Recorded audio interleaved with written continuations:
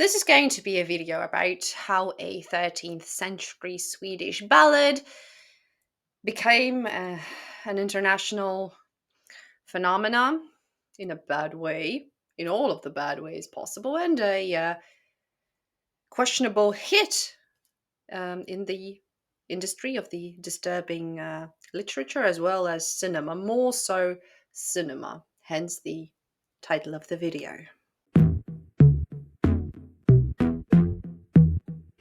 Welcome to Check That Book, a special place on the internet where we get acquainted with arguably the most disturbing and bizarre pieces of literature, cinematography, and gaming. Yeah? Right now, however, we are going to look at the Virgin Spring and all of the possible and impossible adaptations that I could find based either directly, loosely, or very vaguely on this story. If you don't remember the Virgin Spring, well, the link will be in the description below. I'm not going to repeat myself. It is a very sad tale of rape and revenge. Jungfrugallen, or the Virgin Spring, is a 1960 first and direct film adaptation by Ingmar Bergman, a very well-known name in the industry. It is a direct screen adaptation, and the screenplay was by Ulla Isaksson, the author herself. The core plot of the adaptation follows the ballad's core beats very closely. A girl is attacked, then murdered. The murderers are unwittingly sheltered by her father, and the father discovers crime and takes vengeance.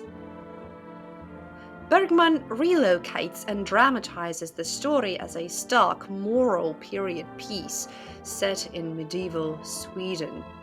Bergman infuses the folk tale with psychological, theological, and moral questions. The film foregrounds existential/religious suffering and ambiguity rather than mere titillation or exploitation.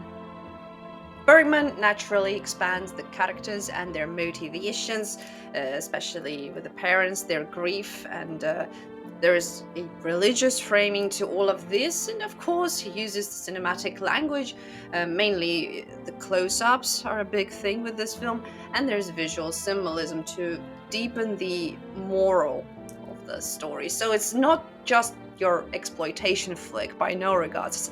It's a good adaptation, but not a light-hearted film. Obviously, it's I won't recommend this. Spoiler alert, or like heads up. I don't recommend any of the films I'm going to talk about in this video.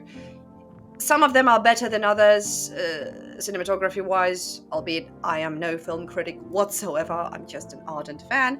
But it's just I'm trying to desensitize myself speaking about these films because, yes, I'm going to... If you've seen the thumbnail, you know where I'm going with this, and it's been talked about so many times on the internet, specifically on YouTube, but I've decided that, what the heck, they're all based, or loosely based on one same story, and here I am, book versus movie. I brought this upon myself.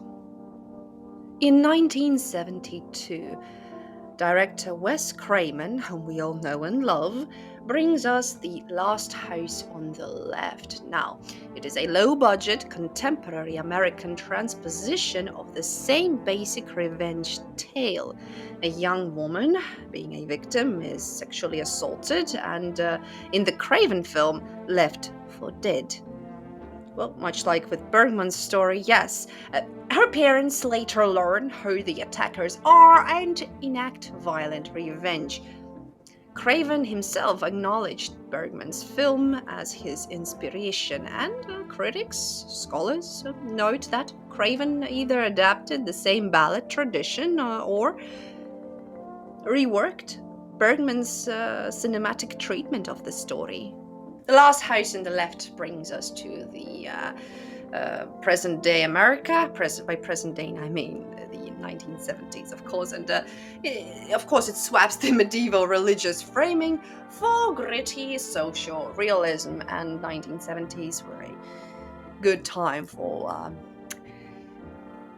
shall I say it, torture porn genre. Albeit it's a weird naming for it. I'll be honest, but still, there was a lot of gritty realism and a lot of slashers and the 70s, the good stuff. Uh, it shifts emphasis. Wes Craven's film from the moral reflection to shock and exploitation, and actually social critique, which unfortunately not many people tend to see in this film. In Wes Craven's The Last House on the Left, the parents become active vigilantes in a way tailored to exploitation horror codes, but Craven intentionally pushes discomfort to make audiences question the spectator's role and complicity. Now let's talk about the remake real quick, because yes, this film, Wes Craven's film, The Last House on the Left, has its own remake created by Dennis Iliadis in 2009, and oh boy, yeah, it's more digestible, much easier to watch, and in my not so humble opinion, a bit weaker. I wonder why. Perhaps because, not because of the one significantly important change, which I'm not going to spoil, but yeah, if you know, you know. There was a big change to the story, perhaps the only change that I've noticed, but the remake revisits the same revenge plot, and it smooths a lot of raw edges. Again, on one hand, it makes it so much easier to watch because it's just a genuinely, well, I wouldn't say interesting because there's nothing interesting about it. It's just a brutal story, but it's gripping. So once you started watching it, you feel for the characters and you want to see this through to the end. This is not your typical horror movie. We're not discussing horror on this channel. I mean, sometimes we touch upon it, but disturbing cinema is what comes out of the disturbing books once they get their adaptations. So here we are talking about disturbing movies. A modern, higher budget remake of Wes Craven's movie. This one has pretty much the same pacing, characterization, and motive changes. Well, not so much. Like I mentioned, there will be one big change, but critics note it is more polished, like I said, in some ways less morally ambiguous than Craven's original. This one tends to be more straightforward revenge thriller, and some reviewers argue the remake reduces the original's reflective moral conflict and instead delivers clearer vengeance catharsis. Like I said, unfortunately, this is tale as old as time, in all the bad ways possible. I watched this next one I'm going to talk about, actually the remake of the next one, which I'll get to. I watched it when I was like 16, I think, with a classmate as a kind of, dare. And let me tell you, later I had to rewatch it again on my own just to digest. And that was my moment of complete and utter realization that, yes, this shit can happen pretty much to anyone. And I should be on my guard. All of us should.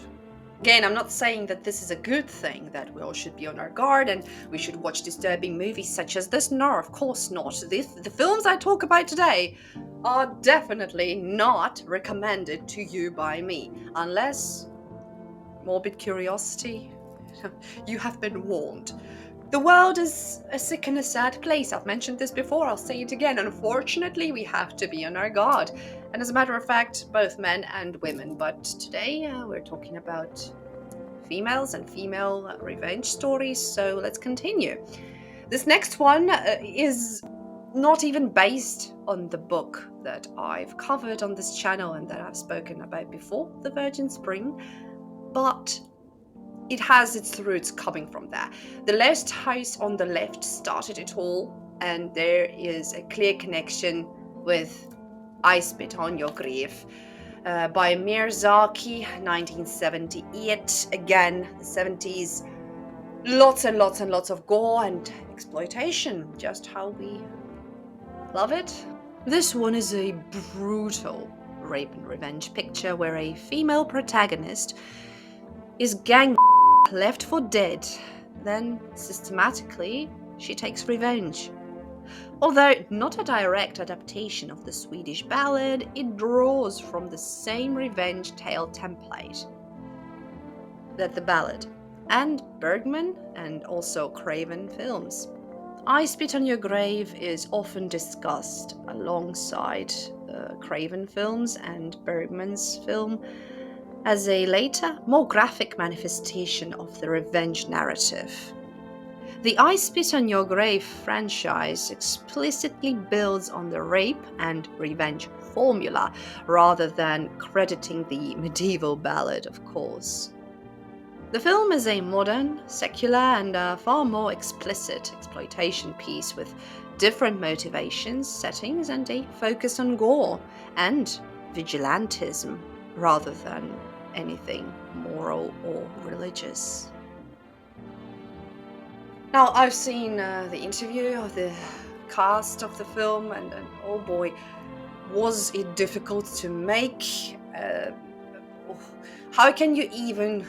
I can't imagine. No, I can, because being a freelance actress myself, I can remotely understand how to do this. Never been offered any roles, and I'm not yet sure whether I would be able to take on a role such as this. Or, it makes you think. It makes you carefully think and consider what you're here for. Is it being moral and respectful and trying to, teach us a lesson or something? Is it going in that direction, or is it just pure exploitation and filth?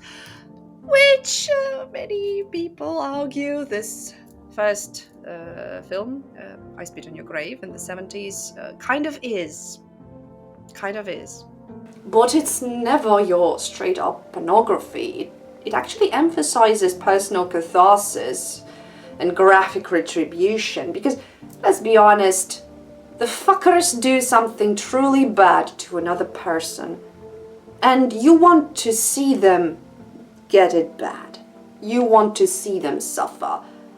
It unlocks something in your head, right? Am I the only one who thinks that way?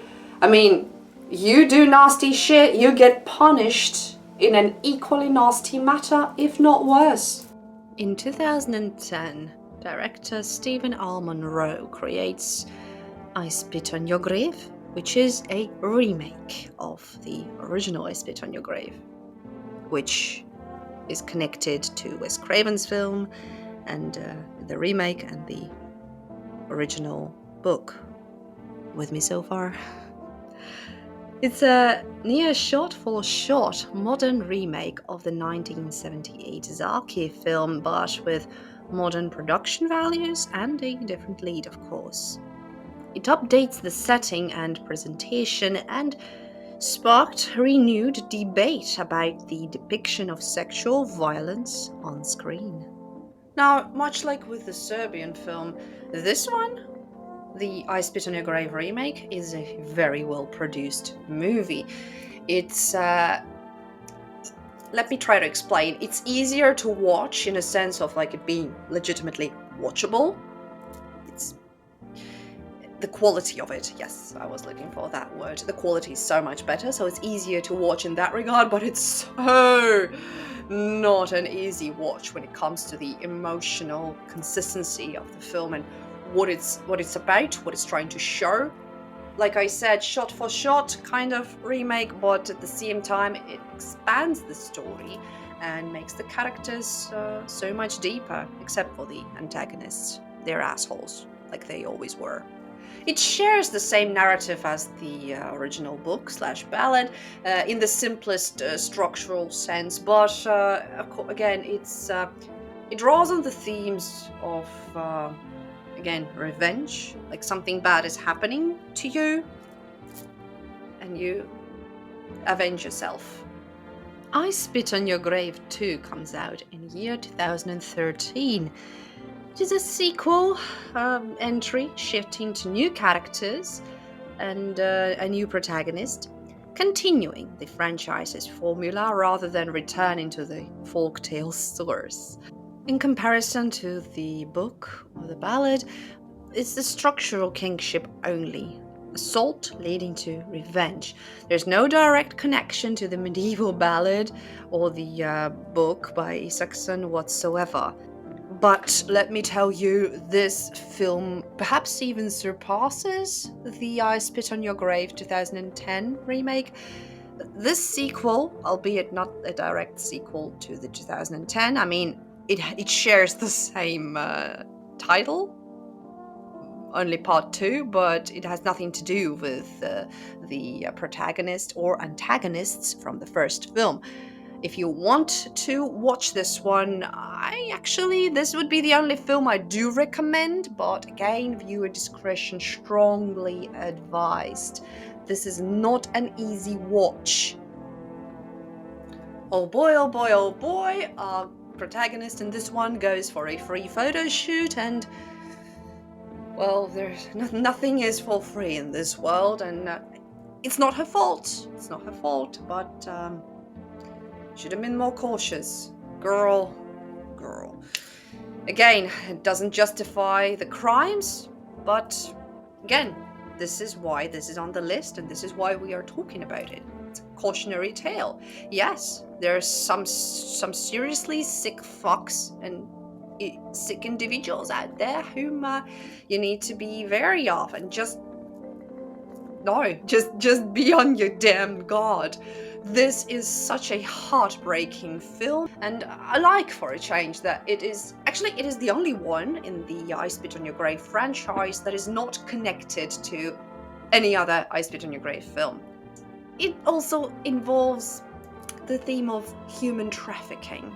And if you've seen my video on on Stieg Larsson's Millennium Trilogy, then you know how strongly I feel about this. So I think production-wise it goes hand in hand with Millennium films.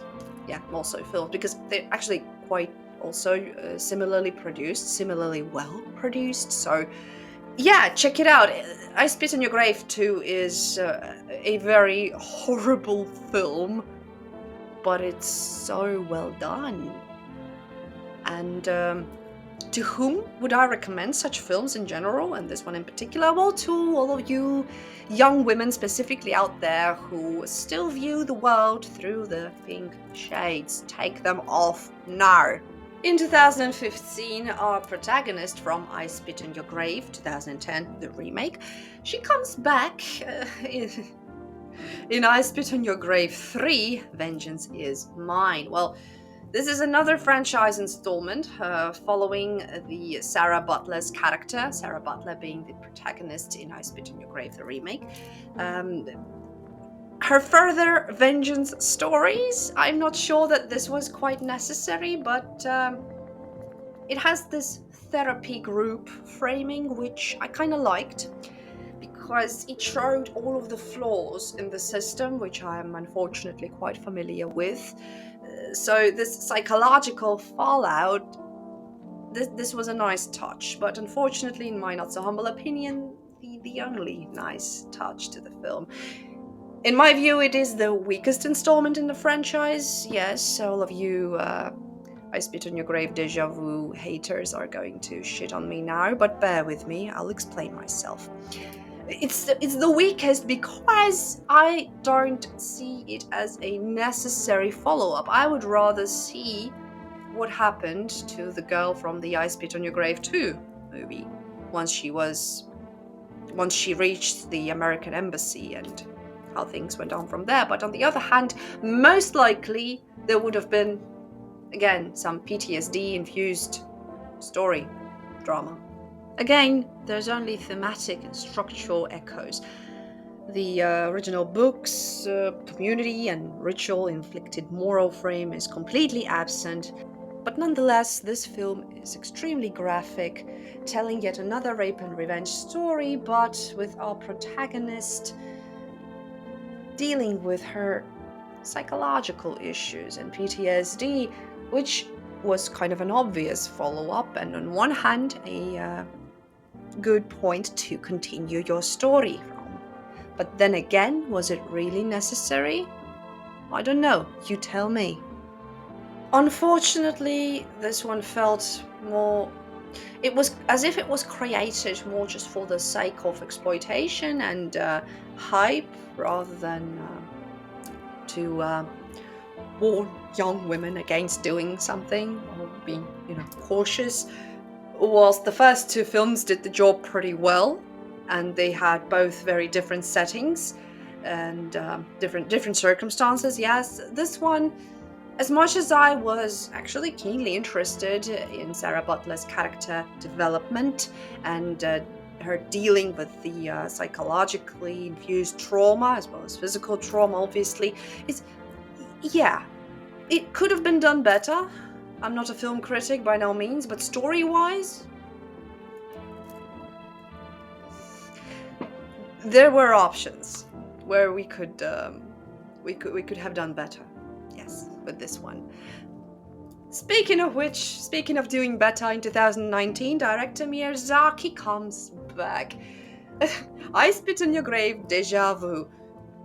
A lot of people hate on this one, and I can understand why. It does come across as a bit goofy, despite its horrific theme and horrific actions on screen. You guys, hello, this is a disturbing film still, but it comes across as a bit campy, but not without its charm. This one's a direct continuation by original creator Meir Zarchi, revisiting the original character from the 70s, Camille Keaton. She's here decades later, and she has a daughter of her own now. This film loops back to the older personal vengeance theme, but remains in the modern exploitation revenge film tradition. There's no direct fidelity to the book.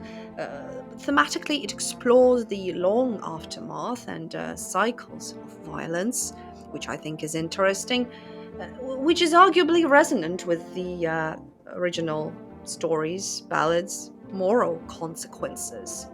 But the tone and cultural framing, of course, remain modern and still, well, as it unfortunately comes with this type of genre, exploitative.